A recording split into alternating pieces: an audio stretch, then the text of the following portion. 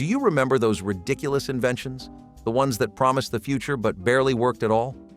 In the 1950s, these wild products filled homes with hope, confusion, and a whole lot of laughter. How did a decade so clever end up creating things this wonderfully stupid?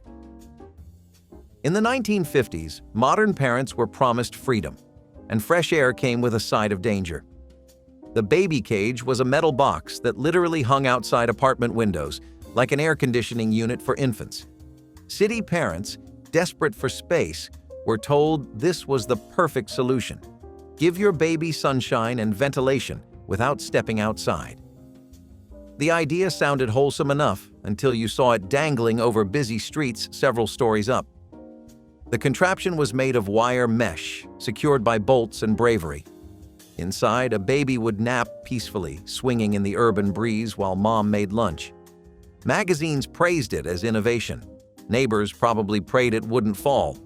It came with a safety guarantee, though that guarantee was mostly optimism disguised as engineering. Yet for many parents, it represented progress. They believed science and convenience could conquer even common sense. And in some ways, it did, because plenty of babies really did air out like flower boxes for years. The baby cage perfectly captured the decade's blind faith in modern invention.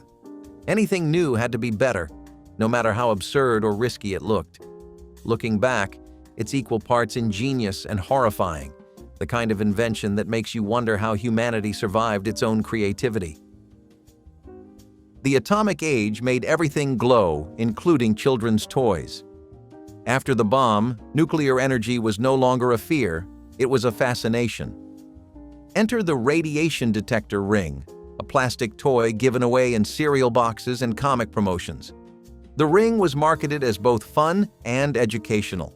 Slip it on, wave your hand around, and if it glowed, you were near radiation. Kids loved it. Parents thought it was science.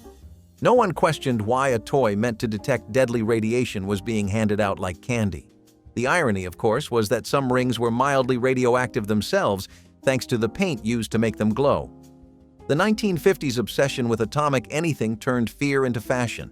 Everything from kitchens to comic books celebrated the power of the atom, so why not make it wearable? It was innocence colliding with Cold War anxiety, a generation taught to duck and cover one moment and celebrate radiation the next. The rings didn't actually protect anyone, but they made atomic energy feel like magic instead of menace. For a decade so convinced science could save everything, even nuclear fallout looked like just another exciting feature of modern life. If there's one thing the 1950s loved, it was convenience at any cost, and that includes the risk of spontaneous combustion. Before electricity was everywhere, portable hair dryers were fueled by small gasoline tanks. Picture this: a woman in curlers, helmet strapped tight, sitting next to a whirring canister of flammable fuel. The ads promised salon-quality results and freedom from outlets. The reality? A head full of curls and nerves. Manufacturers claimed it was completely safe so long as you didn't use it near open flames, which in mid-century kitchens were practically everywhere. Despite the danger, people bought them anyway. Beauty was progress, and progress often came with hazard warnings. The fumes filled small bathrooms while the warm air puffed across the face, creating that unmistakable modern woman glow. It was the decade when innovation sprinted ahead of logic and nobody wanted to be left behind, even if their hair routine sounded like a science experiment. The gasoline hairdryer didn't last long, thankfully, but it remains one of those marvels of mid-century madness, a time when the dream of convenience sometimes went up in smoke. Step right up, stand perfectly still, and let the future jiggle your fat away. In the 1950s, fitness fads didn't involve sweat. They involved standing while a vibrating belt did all the work. These fat melter machines were everywhere: beauty salons, gyms, even home basements. The ad copy promised miraculous results with zero effort. Just strap the thick rubber belt around your waist, flip the switch, and watch your midsection wobble at lightning speed. It was science in motion, the perfect solution for a nation obsessed with looking slim but allergic to hard labor. Housewives swore it toned their figures, though the only thing it really shook loose was dignity. Men tried it too, claiming it stimulated circulation, which was the polite way of saying it made you dizzy. The vibrating belt was the ultimate 1950s fantasy, a machine that could do your self-improvement for you. Decades later, studies proved it did absolutely nothing for fat loss, but it did a fantastic job of symbolizing mid-century optimism. In a world of chrome kitchens and futuristic promises, who wouldn't believe a little vibration could change everything? Imagine walking into a party knowing your outfit could disintegrate if someone spilled their drink. That was the daring glamour of the 1950s toilet paper dress, a bizarre fashion experiment born from America's obsession with disposability. Made of soft paper coated with a wax-like finish, these dresses were cheap, trendy, and technically wearable. Designers called them the future of fashion, touting how you could wear it once and toss it away. Housewives loved the idea of never doing laundry again. Department stores sold them by the stack. They came in bold prints, polka dots, and floral patterns, but no amount of style could change the fact that they were essentially glorified napkins. One good tear and the illusion of elegance was gone. Still, the paper dress became a small cultural phenomenon, blending practicality with absurdity. It captured the era's belief that everything, from dishes to clothes, could be modernized by making it disposable. By the time polyester took over, the paper dress vanished, leaving behind only a lesson. Maybe some things aren't meant to be thrown away after one use. The atomic age had arrived, and even your morning coffee wanted in on the action. In the 1950s, atomic coffee sets were the height of chic. Sleek mugs and saucers coated in uranium glaze that gave off a faint, mesmerizing glow under certain lights. Advertisements promised a radiant start to your day, which, in hindsight, feels like a cruel joke. Housewives loved the modern look. Scientists probably cringed. It was the perfect marriage of danger and design. Elegant, sophisticated, and quietly radioactive. The uranium added a bright coral orange color that was considered ultra-fashionable. Nobody thought twice about the risks. If it was new, it had to be safe. Guests admired the shimmer as coffee cups clinked, completely unaware they were sipping from mild radiation sources. The atomic coffee set was the perfect symbol of mid-century faith in science. Beautiful, dangerous, and utterly misguided.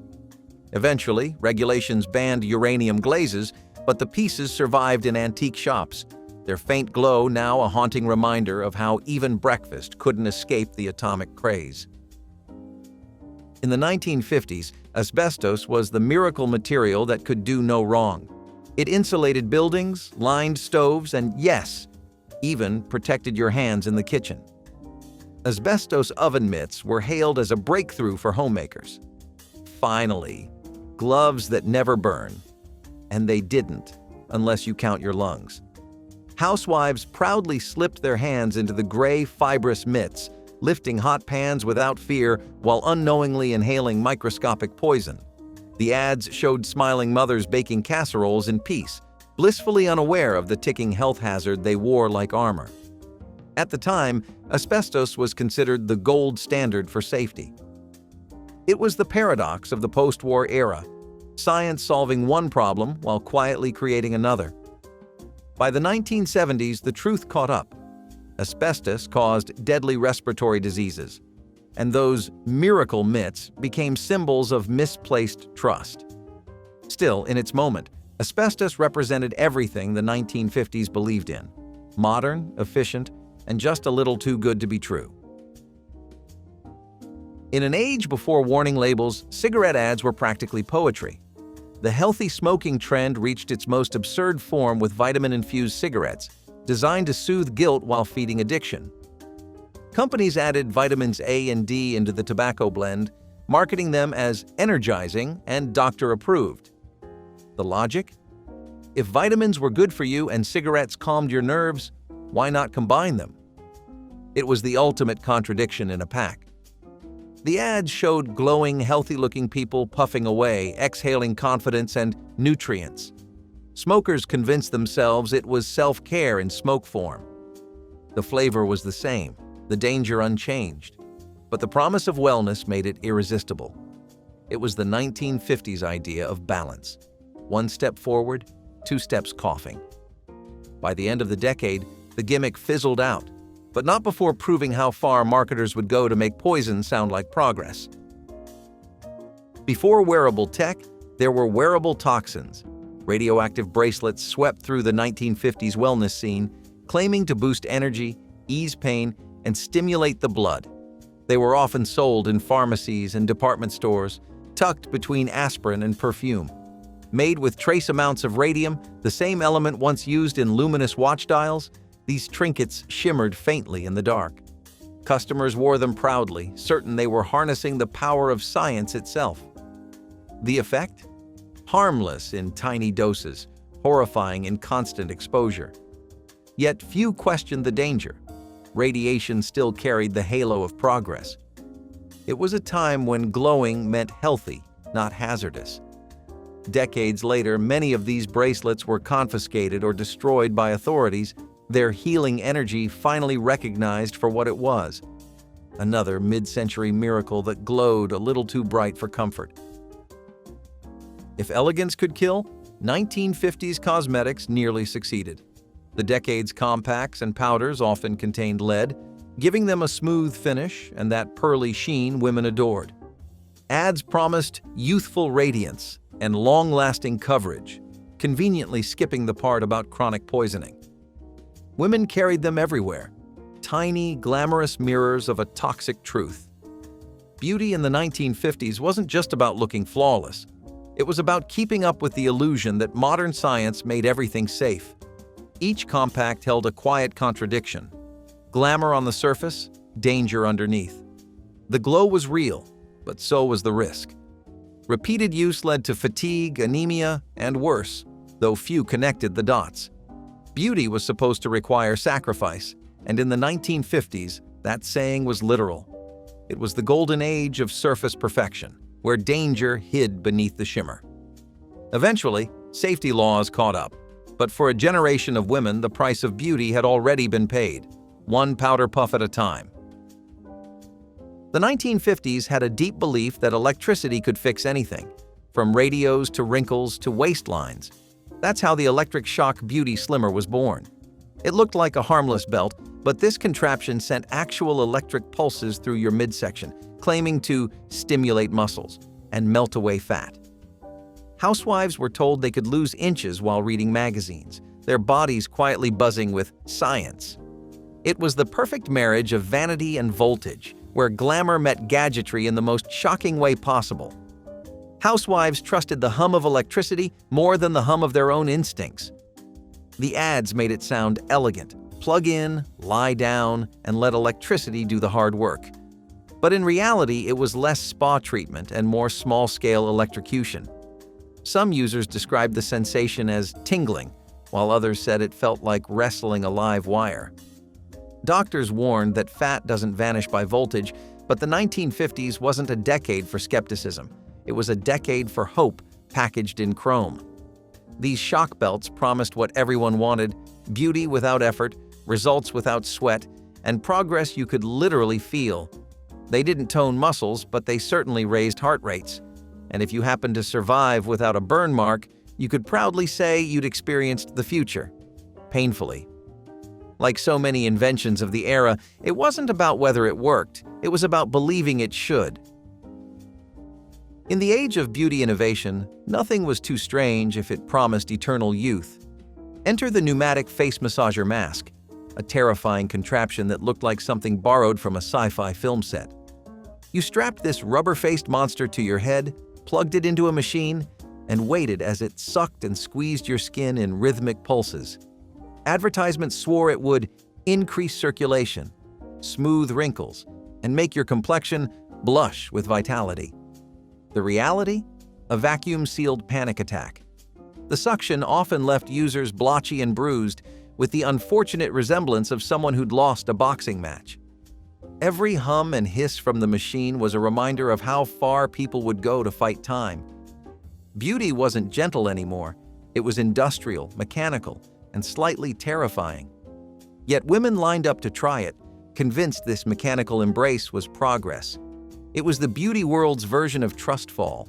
Just close your eyes and let the air pressure work miracles. These masks captured the 1950s obsession with industrial beauty, the belief that youth could be manufactured by machinery, one puff of air at a time.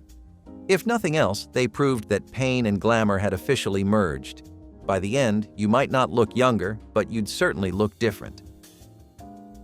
The post-war dream of automation didn't stop at cars and kitchens. It extended straight up the nostrils.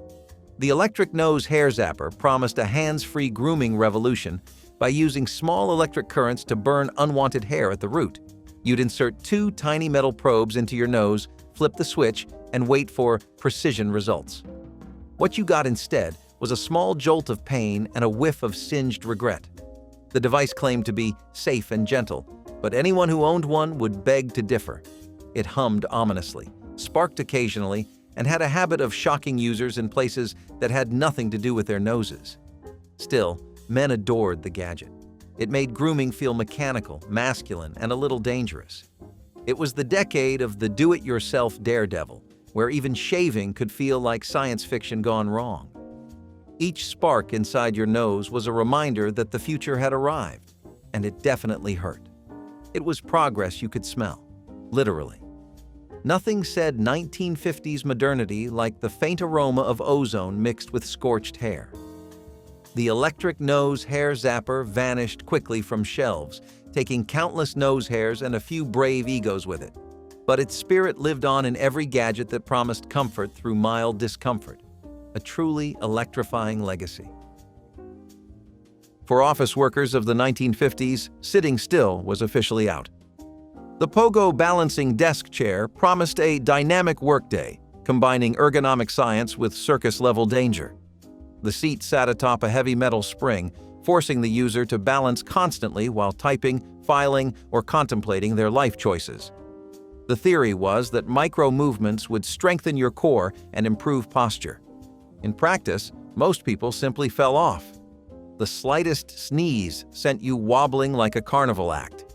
Yet the ads showed elegant workers perched gracefully, grinning as if their spine had finally achieved enlightenment. It was an invention that confused exercise with punishment, productivity with peril. Every meeting looked like a gym class gone slightly wrong. The chair clanged, creaked, and occasionally launched its owner backward like a rejected rocket test. It was office fitness by way of slapstick, the perfect symbol of a decade that thought inconvenience meant innovation. Managers swore it boosted productivity. Employees swore back. By the time swivel chairs returned, the bruised knees of secretaries everywhere had already written the obituary for the Pogo chair. In the 1950s, nylon stockings were luxury, but waiting in line for them wasn't. Enter the spray-on solution. An aerosol can filled with flesh-colored paint meant to mimic silky nylons instantly. Women simply sprayed their legs, drew a line down the back for a seam, and strutted out feeling fabulous. The first glance fooled everyone. The second glance, usually in the rain, did not. The color streaked, smeared, and stained furniture, pets, and dates. Still, advertisers swore it was foolproof and completely natural. Housewives loved the promise of saving money. Husbands loved the novelty. The smell of paint became the scent of fashion.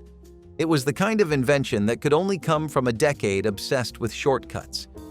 The dream of beauty in seconds came true, right up until the first thunderstorm.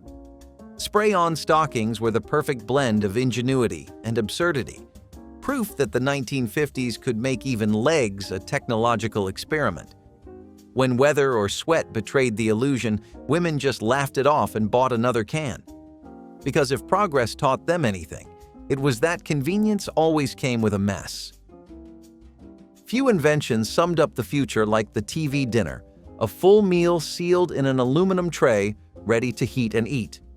But early versions came wrapped in plastic lids that didn't always agree with the oven. Families popped them in, waiting for the magic of modern dining, only to find bubbling metal and melted mess. The smell was unmistakable. Half roast beef, half burning spaceship.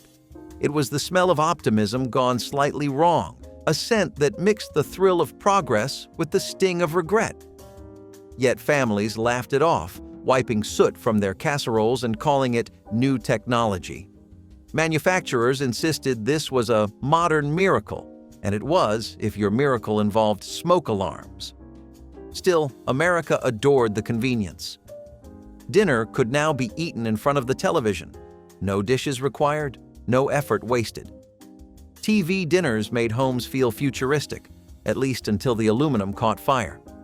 They were the perfect symbol of the 1950s dream: speed over sense, novelty over nutrition.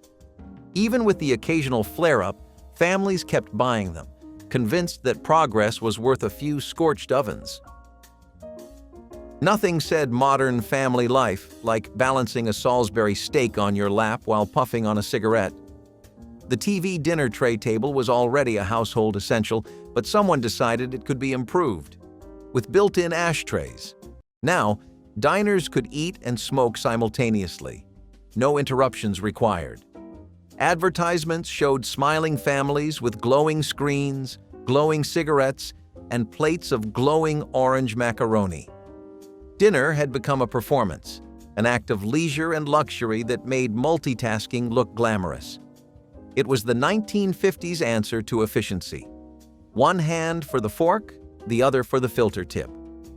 The trays were collapsible, chrome-trimmed, and completely oblivious to the concept of fire safety. Kids mimicked their parents by pretending to flick ashes from imaginary smokes. It was the peak of atomic-age leisure: television, convenience food, and nicotine, all in one metallic masterpiece. By the time health warnings arrived, the combination of grease, sparks, and ashtray features had already written its own cautionary tale. But for a few golden years, this setup was the image of post-war success: a country eating itself silly and smoking the evidence. Imitation may be the sincerest form of flattery, but in the 1950s it was also a marketing strategy. For kids desperate to mimic their cigarette-smoking parents, toy makers introduced plastic cigarettes that puffed harmless powder when blown into. They came in candy packs, doll accessories, even junior smoking sets. The idea was to let kids feel grown up without the danger, unless you count normalization as danger. Ads described them as adorable and realistic, complete with little glowing tips. It was innocence wrapped in smoke, a training ground for adulthood built from bad habits. The toys were meant to entertain, but they quietly taught imitation before imagination.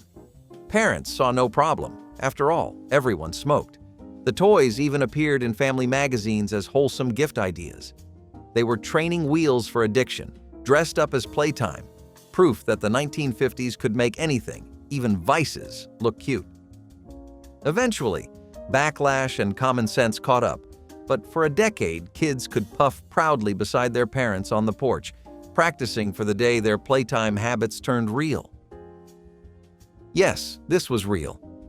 In the 1950s, novelty stores sold dog smoking kits, designed to teach pets to hold cigarettes in their mouths while exhaling smoke.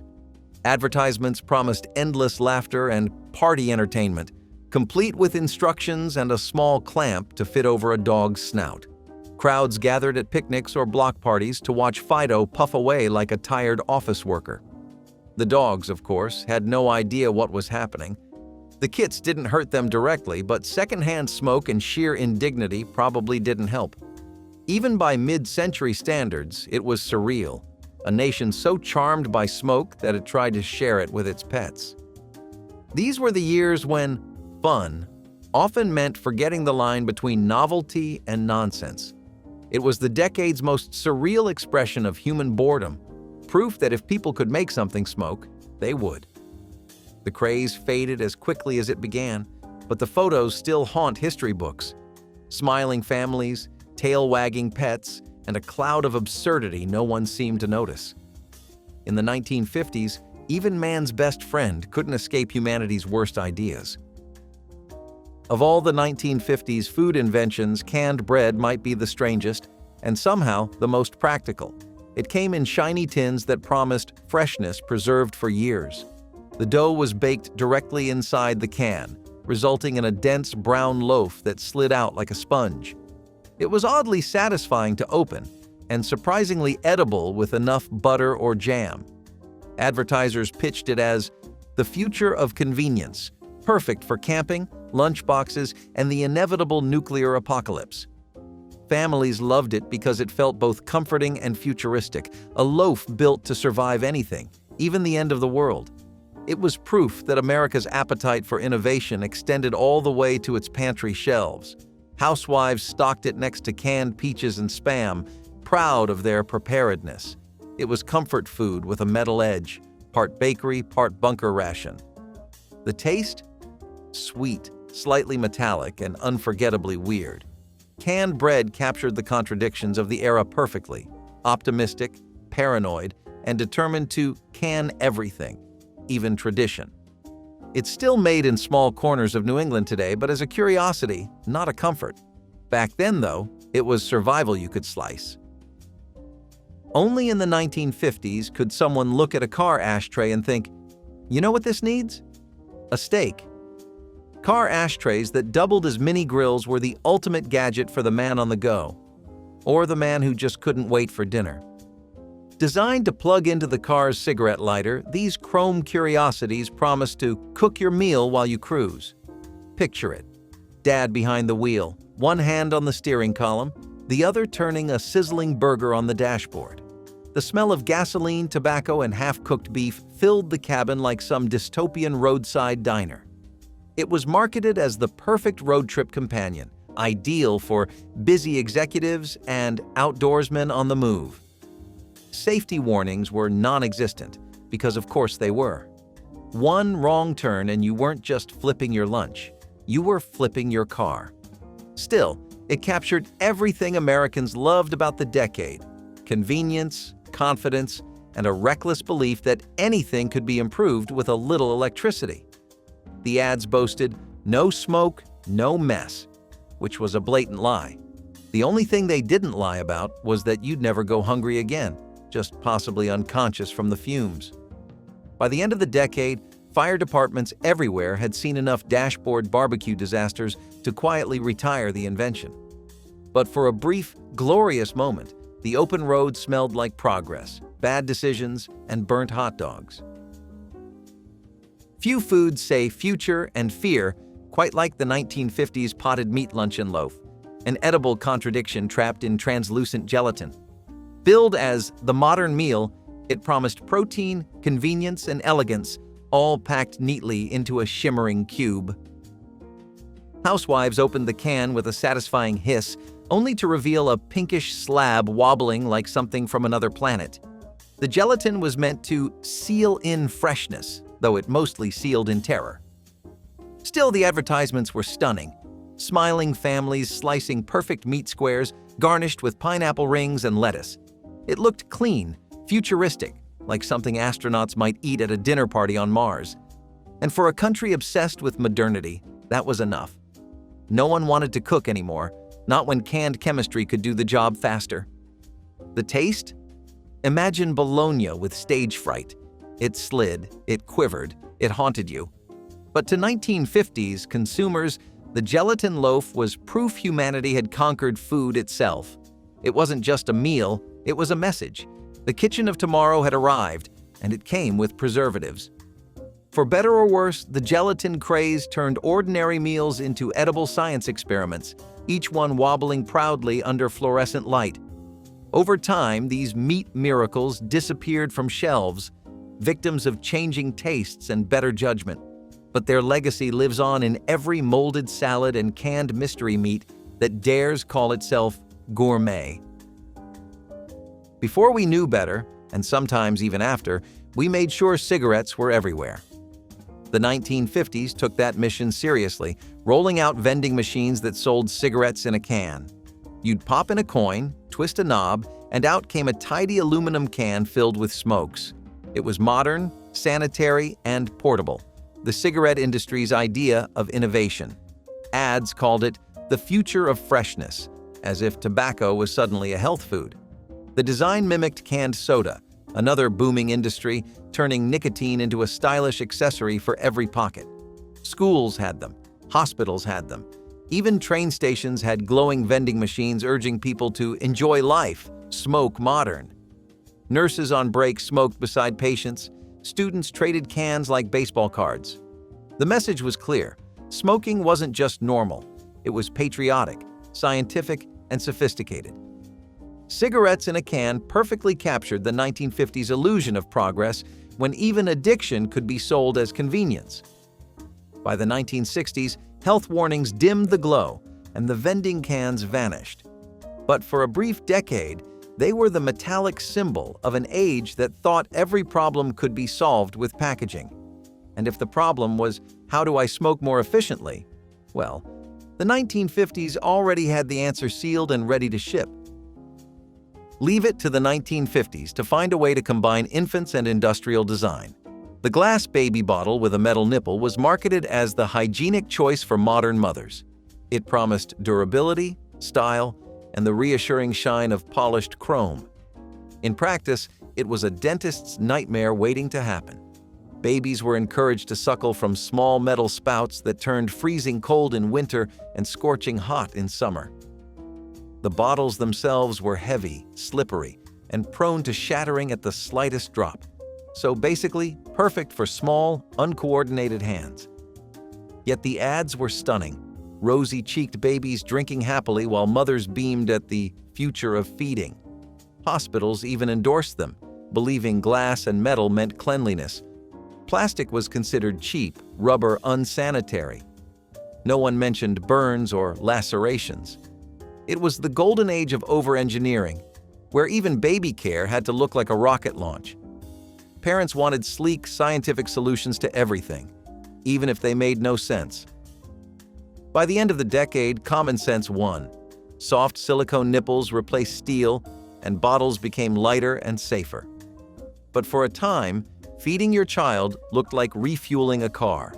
Clunky, dangerous, and somehow deeply optimistic. The 1950s were an era of bizarre inventions, but few were as hauntingly memorable as the mechanical ice cream cone licker. Marketed as a fun training toy, it featured a fake cone topped with a spinning rubber tongue that rotated rapidly when turned on.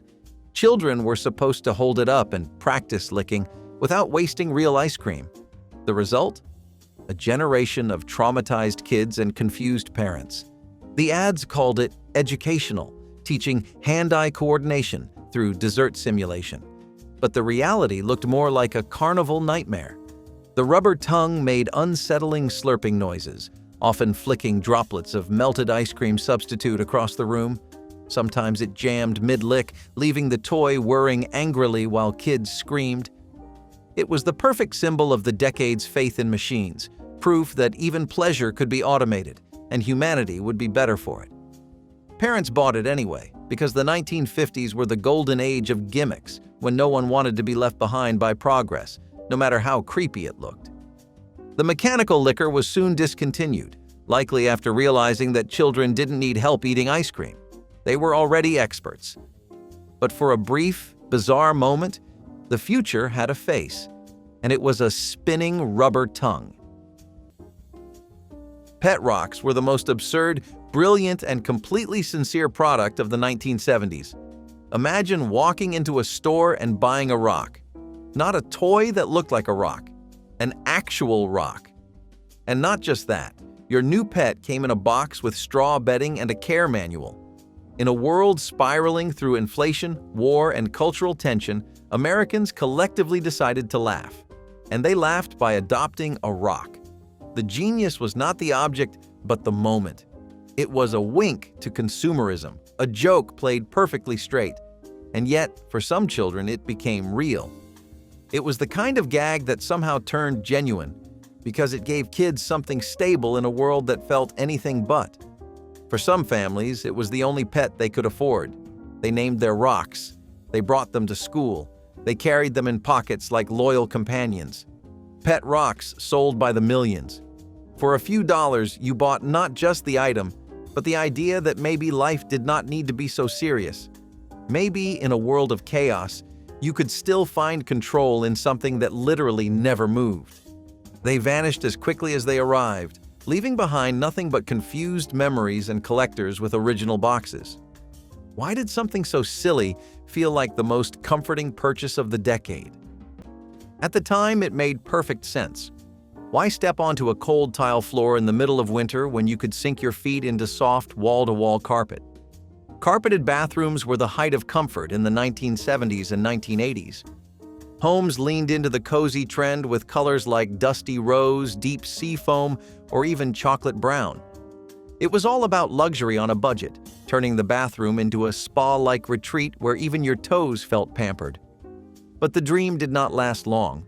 Carpet and moisture were never meant to be friends. Wet footprints, overflowing tubs, and steamy showers turned that plush carpet into a breeding ground for mildew. Shampoo spills left stains. Toilet leaks became dark, soggy secrets. Once people realized just how impossible it was to keep clean, the charm started to fade. Health officials and home renovation experts began to sound the alarm. Carpeting was ripped out, replaced with linoleum, tile, or anything that could be mopped and bleached. But for a generation of kids who remember brushing their teeth while their feet sank into a soft, shaggy floor, the memory sticks. It was warm. It was weird. And it was one of the strangest trends to ever take hold of the American bathroom. The 1970s conversation pit was the sunken living room trend that promised intimacy, a cool, modern flair, and space-saving elegance. You would step down into a cozy nest of shag carpet and low-slung cushions surrounded by walnut paneling and maybe even a built-in bar. It looked like something from a futuristic home magazine, the kind of place where you could host groovy parties or settle in for deep chats. But in practice, it was awkward, inconvenient, and kind of dangerous. People tripped, drinks spilled, kids fell. The novelty of a lowered living space wore off fast when people realized how hard it was to furnish and how easy it was to injure yourself.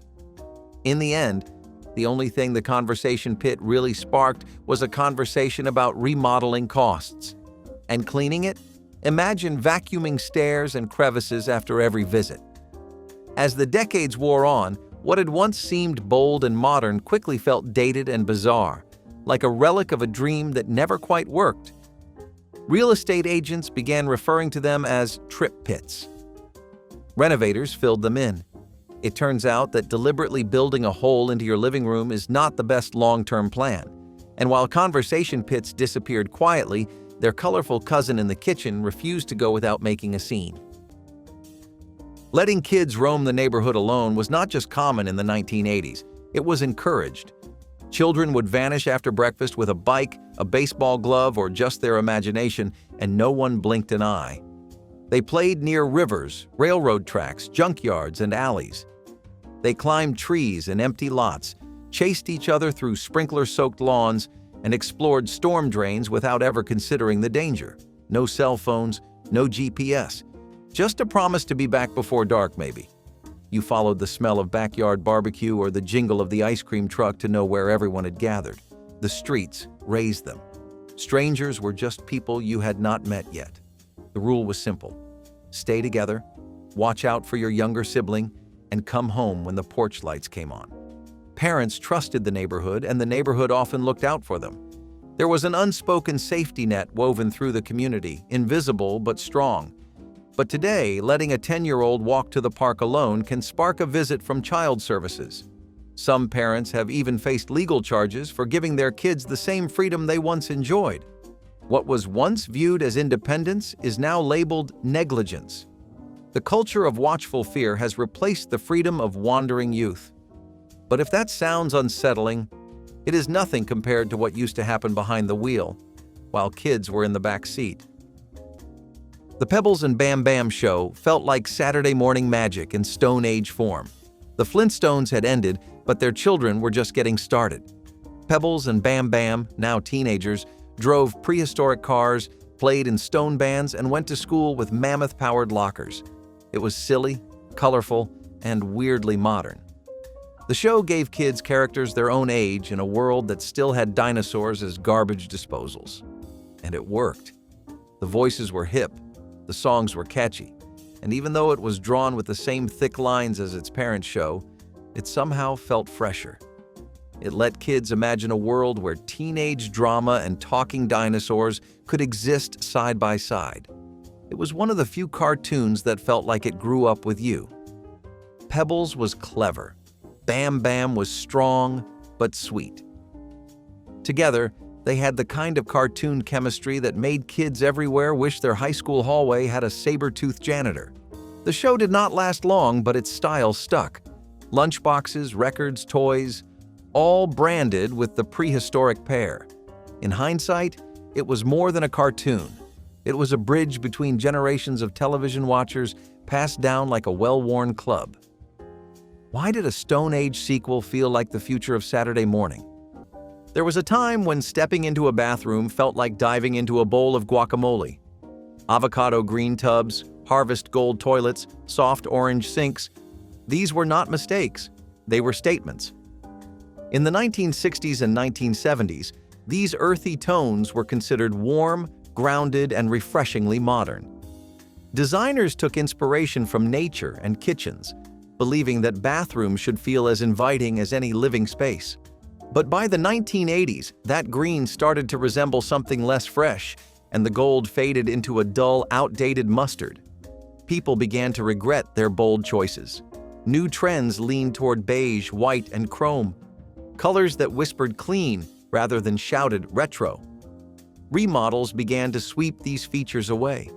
Tubs were reglazed, sinks were replaced, and gold toilets were carted off to the dump. And yet, when someone today uncovers a perfectly preserved avocado bathroom, there is often a pause, a strange mix of laughter, admiration, and maybe even longing. These colors were part of a larger optimism, a time when people really believed they could color their homes into comfort. Love it or hate it, there was something fearless about a bathroom that looked like it belonged in a fruit salad. And that boldness is hard to forget. In the 1970s, having a built-in wet bar was a sign that you had made it. It meant you were a host, a social connector, someone who knew how to entertain with style. The mirrored backsplash, the chrome railing, the smoked glass shelves lined with liquor bottles. This was sophistication, suburban edition. But the reality rarely lived up to the fantasy. These bars were often shoved into corners of the basement, barely used except during holidays or awkward neighborhood gatherings.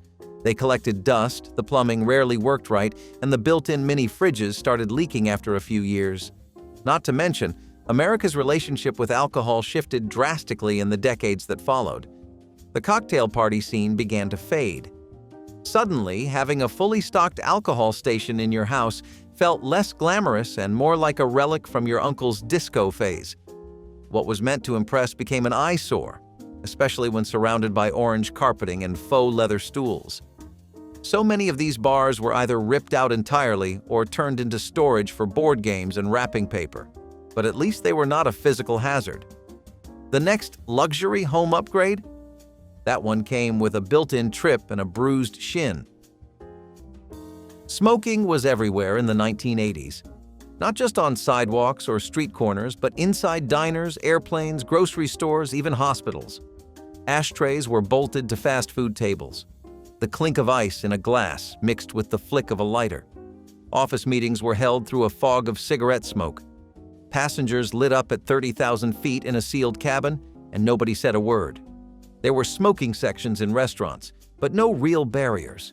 Just a vague separation by aisle or air vent. It was part of the scenery, part of the culture.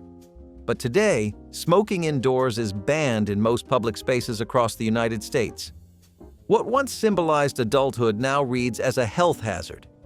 But at the time, it was just background noise, something that hung in the curtains and clung to your coat. And if the air in those spaces was thick with smoke, it was also filled with something else that seems almost unbelievable now: medicine sold without oversight. Disco Demolition Night was not just a publicity stunt, it was a riot disguised as a baseball promotion. What began as a radio gag to blow up disco records in the middle of a Chicago White Sox game turned into chaos.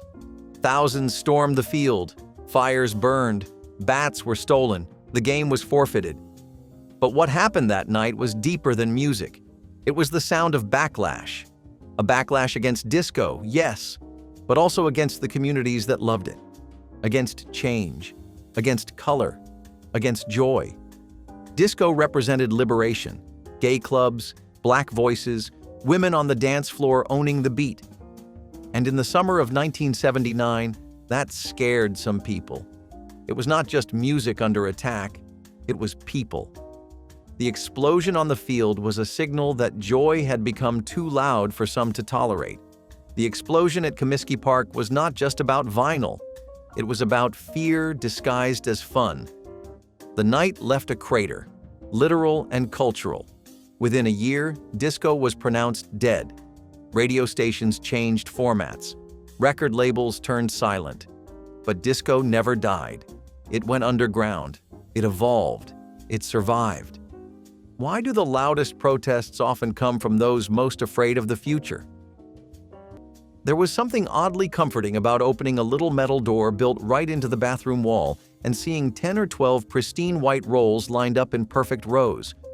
It felt organized, even luxurious, like the room was always ready for a guest. These cabinets were common in mid-century bathrooms, usually hidden behind a chrome-framed flap or sometimes a flush ceramic tile cover that matched the walls. The idea was to keep the bathroom tidy and always stocked. No frantic calls for a new roll mid-situation. It was a time when even small design choices felt thoughtful. These little wall cabinets whispered, "We plan ahead here." Some even had sliding glass doors lined with scalloped trim or pastel accents, but as rolls got bigger and styles leaned toward sleek and open shelving, these relics of the past quietly disappeared. Builders stopped adding them. Homeowners covered them up. They became too much of a hassle to install, too snug for modern toilet paper, and too outdated to match today's tastes. And yet, every now and then, someone finds one hidden behind a renovation. Slightly rusted, forgotten, but still perfectly functional. For a moment, it is like opening a time capsule, one that once promised preparedness, privacy, and the quiet dignity of never running out. It is hard to explain the thrill of the first time Pong appeared on a living room television. It was just a white dot bouncing between two white paddles. But to a child in 1975, it felt like magic. There was no need for coins, no dim arcade smell, no crowd leaning over your shoulder. For the first time, you could play a real video game in your own house. That alone was revolutionary. You turned a dial, the paddle moved, and you forgot the outside world existed. It brought the arcade inside, and it was the very first glimpse of a future we now take for granted. The Atari Home Pong console was sleek and simple, a beige and black box that looked like it came from a spaceship. It was not just entertainment, it was a portal. With every bounce, you felt like you were living in the future. But more than its looks, it was the feeling. Families gathered around after dinner. Parents played with their kids. It was something you did together. That white blip bouncing back and forth was more than a game. It was a moment, a memory, and the start of everything. Today, Pong feels quaint, even silly. But in the 1970s, it was a revolution in a plastic shell. How did something so quiet and pixelated spark a worldwide obsession? It felt glamorous the moment you saw it. A tub built directly into the floor, surrounded by shag carpet, wall mirrors, and maybe a velvet step stool for good measure. Sunken bathtubs were the luxury trend of the 1970s, equal parts spa and movie set. You did not climb into them. You descended. And once inside, you could stretch out under low lighting and pretend you were in a Hollywood dream. But reality hit fast. These tubs were a pain to clean. They collected dust and mildew in every corner. Getting out was a full-body challenge. And one slip on a damp floor could turn elegance into an emergency. As trends changed and safety took priority, the sunken tub quietly faded from new builds. But remnants remain in homes that have not been updated since the disco era. There is something oddly romantic about seeing one today, even if it no longer works.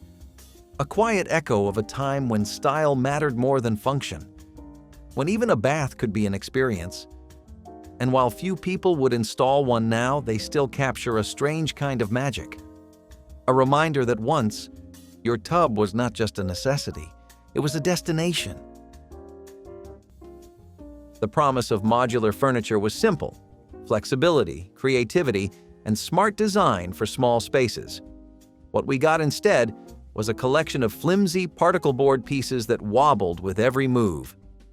These were the stackable shelves, folding tables, and interchangeable couch systems that dominated catalogs in the 1970s. And on paper, they made sense. Custom configurations, easy to rearrange, and light enough to move around by yourself. But there was a reason they were light. They were also fragile. The locking mechanisms broke, the cheap finishes peeled, and what looked cool in the store rarely held up under the daily wear of real life. Coffee tables would sag in the middle. Bookshelves leaned like tired soldiers. Even the stylish-looking modular couches were uncomfortable and awkward to clean. Some homeowners embraced the idea at first, charmed by the sense of innovation. But over time, the frustration set in.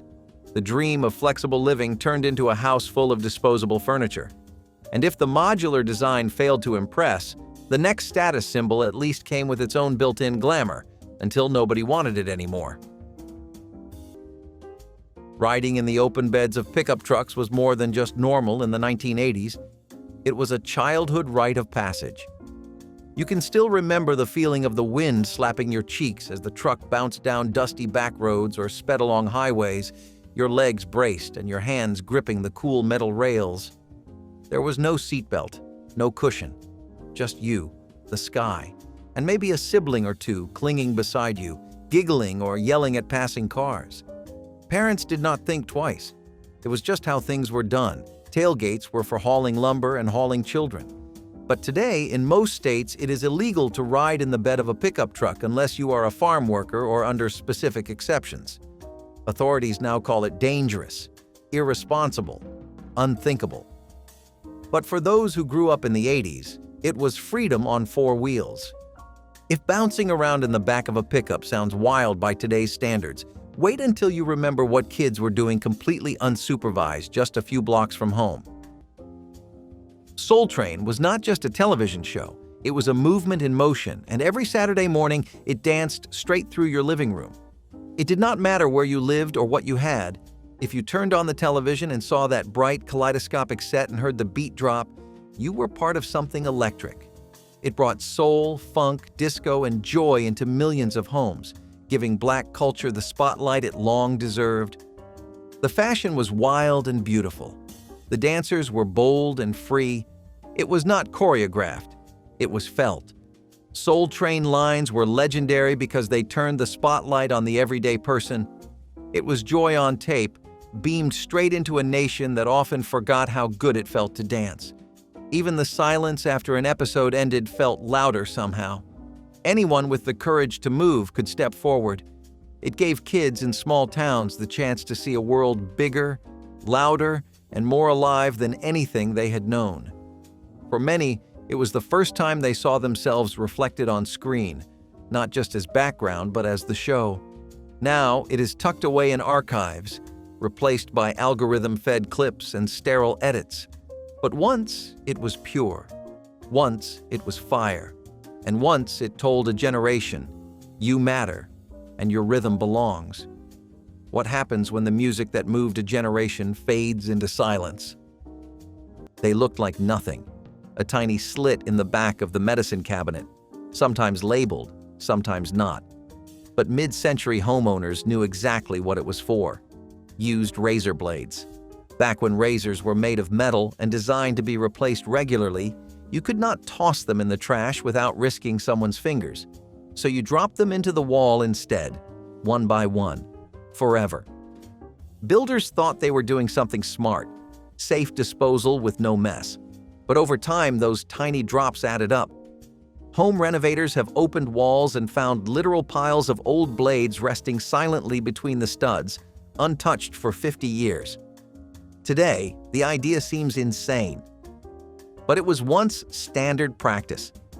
The slot was clean, tidy, out of sight. It solved a problem without really thinking about the future. And now, those future walls are filled with yesterday's solutions.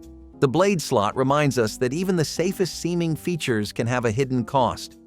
that behind every smooth bathroom wall, there might be a quiet collection of rusting metal, forgotten by everyone except the house itself.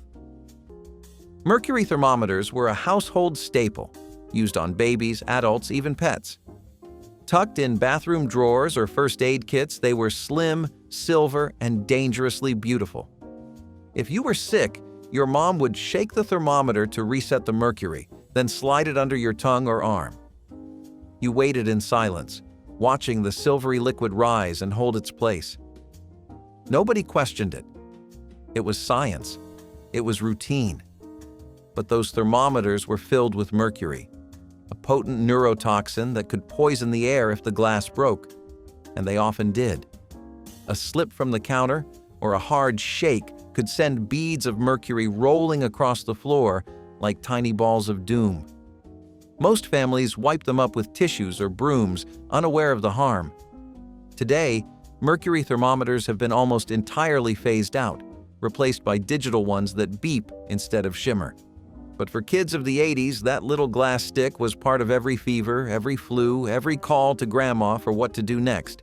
And just like nobody questioned the mercury, nobody questioned mixing alcohol with open water, especially when summer meant floating down a river without a care in the world. The 8-track tape was a clunky plastic miracle. It did not rewind. It did not fast forward well. It clicked in the middle of a song. And yet, we loved it. There was nothing quite like that satisfying chunk as the cartridge slid into place. You were not just playing music. You were launching something. The 8-track was freedom. You could take it in your car. You could swap them with friends. You could build a music collection that was finally portable. For kids in the 1970s, it was the sound of independence. You did not scroll. You committed. Each cartridge felt like a mixtape cast in stone. Sure, the quality was not great. The tapes jammed, the cases cracked, but holding one felt like holding the future. And in some ways it was.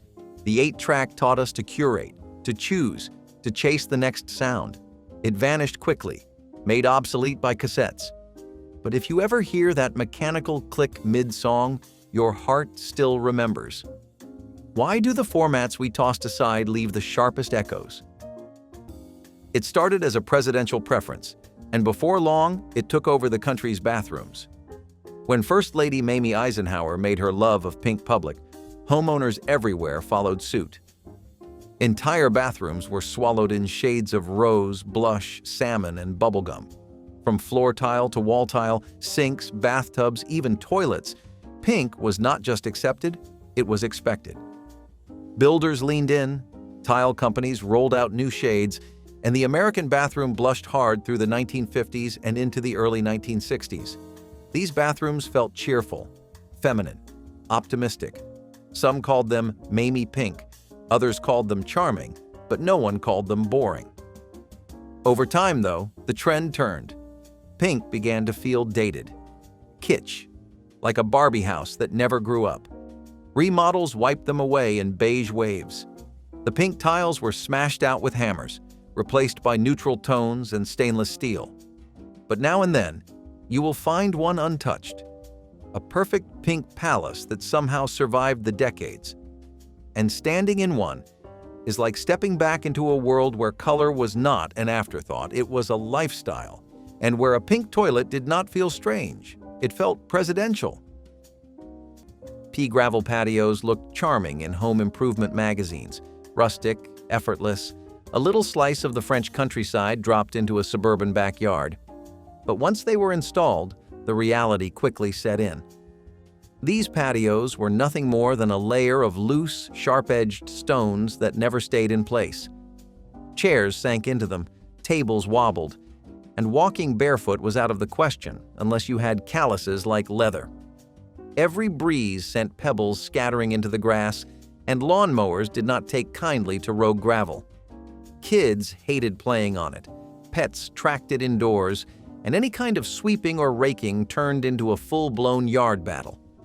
Even worse, the so-called drainage benefits rarely worked out, leaving the area soggy in winter and scorched in summer.